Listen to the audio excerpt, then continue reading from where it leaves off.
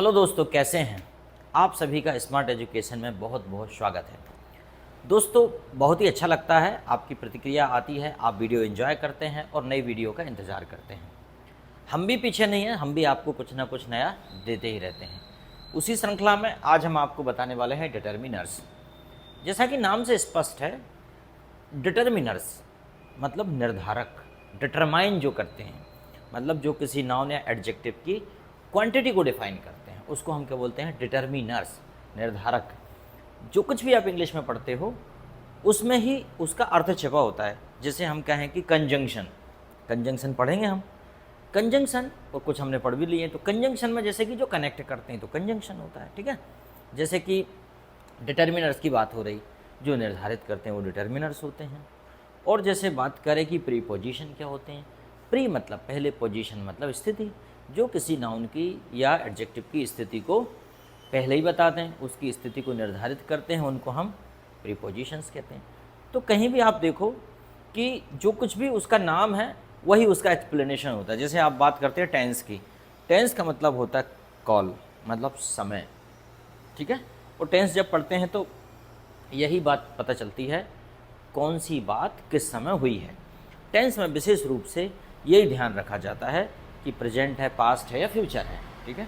और वो घटना हम एक्सप्लेन करते हैं टेंस में, ठीक है।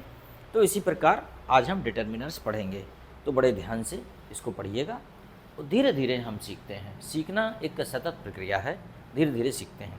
बहुत जल्दबाजी मत कीजिए और ये मत सोचिएगा कि कब सीखेंगे। ऐसा अगर सोचते तो हम आज देखो, आज हम टीचर हैं, गवर्नमेंट टीचर हैं। कभी हमारा सपना था, हम इंग्लिश में कमज़ोर थे कि इंग्लिश सीखेंगे, और लो भैया इंग्लिश के टीचर बन गए। और अभी तो और आगे देखते जाओ क्या क्या हो सकता है। तो ये है कि जब हम लगे रहते हैं सतत किसी भी काम में, तो ना चाहते हुए भी हमारी उस काम में मास्टरी हो जाती है। जी हाँ, ना चाहते हुए भी, चाहना तो दूर की बात है, ना चाहते हुए भी। तो चलो देखते हैं।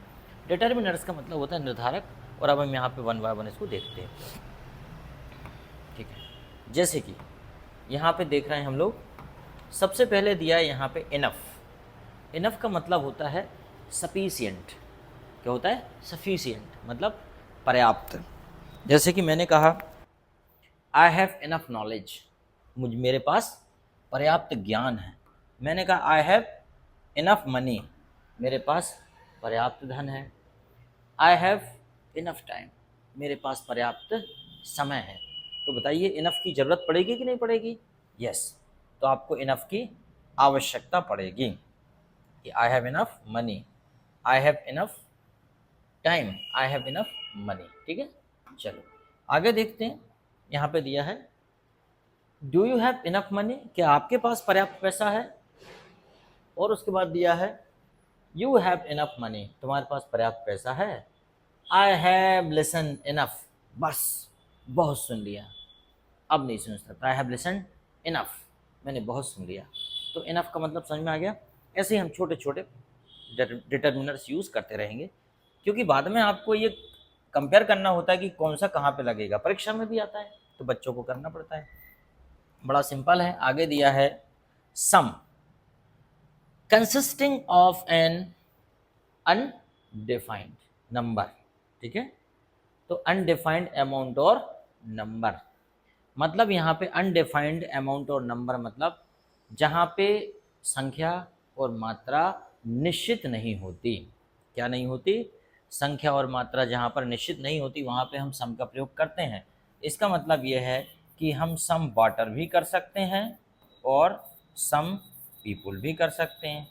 जबकि पीपुल क्या है? संख्या है, और पानी क्या है? मात्रा है। लेकिन हम क्या कह रहे हैं? अनडिफाइंड पीपल और थिंग्स।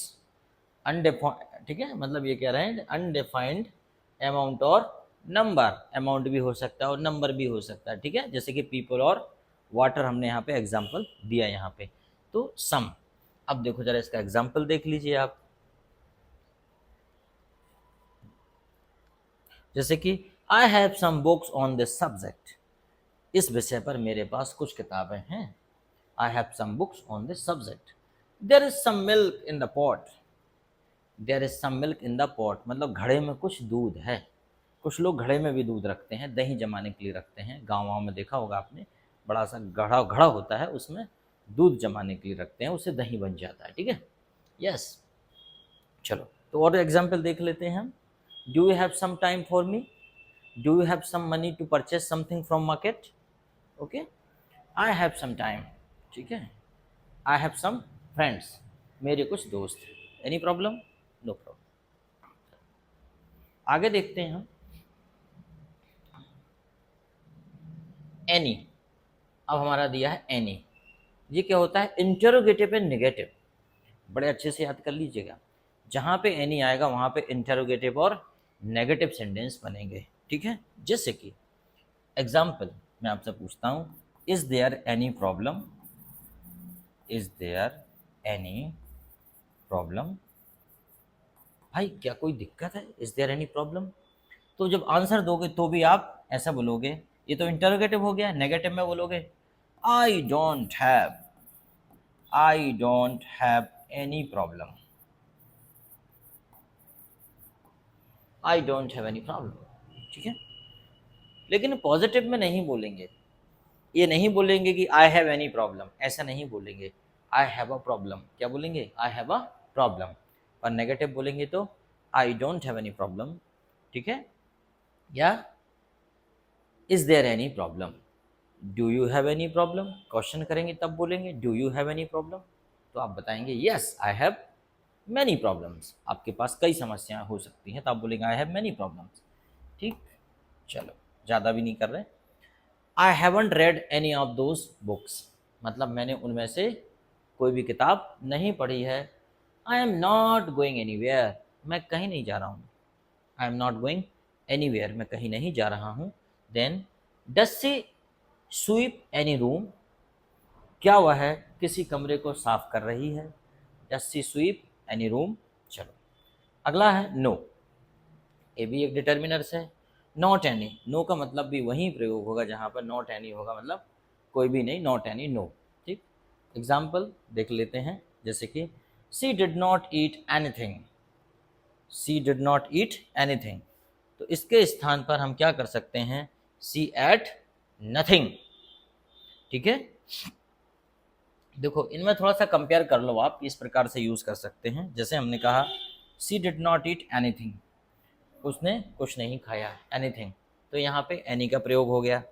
सी एट नथिंग, तो यहाँ पे नथिंग का प्रयोग हो गया। समथिंग में नो लगा दिया तो नथिंग हो गया। ठीक है, मतलब समथिंग में से नो लगा दिया तो नथिंग हो गया। ठीक है, I have not a book, मेरे पास कोई भी किताब नहीं है। I have not a book, लेकिन बात हो रही है कि नो का प्रयोग कैसे करें, सिर्फ नो का। तो देखो ऐसा होगा, आई हैव नो बुक, इसमें आर्टिकल नहीं लगता। ध्यान रहे, जब भी आप सेंटेंसेस बनाओगे तो ध्यान रहे, अगर आप नो लगा रहे हो तो फिर आर्टिकल का उपयोग नहीं करना है।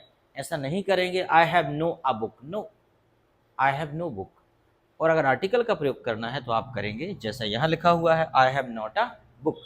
ये बड़ी बड़े काम की चीज़ है, दिखने में बड़ी छोटी सी चीज़ है, पर कॉम्पिटिटिव एग्जाम में हम लोग इसको नहीं कर पाते, मिस्टेक कर देते हैं, क्योंकि छोटी चीज़ें ही पूछी जाती हैं जिन पर लोगों का ध्यान नहीं जाता। बड़ी बड़ी चीज़ों पर जनरली लोगों का ध्यान जाता है। समझ में आया? यस, चलो आगे देखते हैं।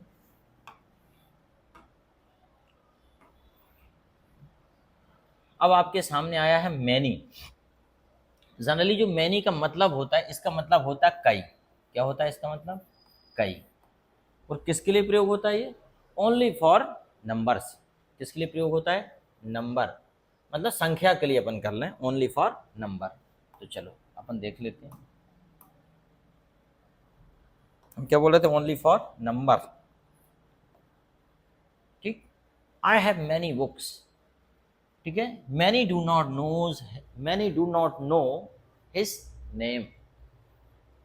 आई हैव मैनी बुक्स, मेरे पास कई किताबें हैं, मेरे पास कई किताबें हैं। और इसे ऐसे भी प्रयोग कर सकते हैं, many do not know his name, कईयों को उसका नाम भी नहीं पता। क्या है? कईयों को उसका नाम भी नहीं पता।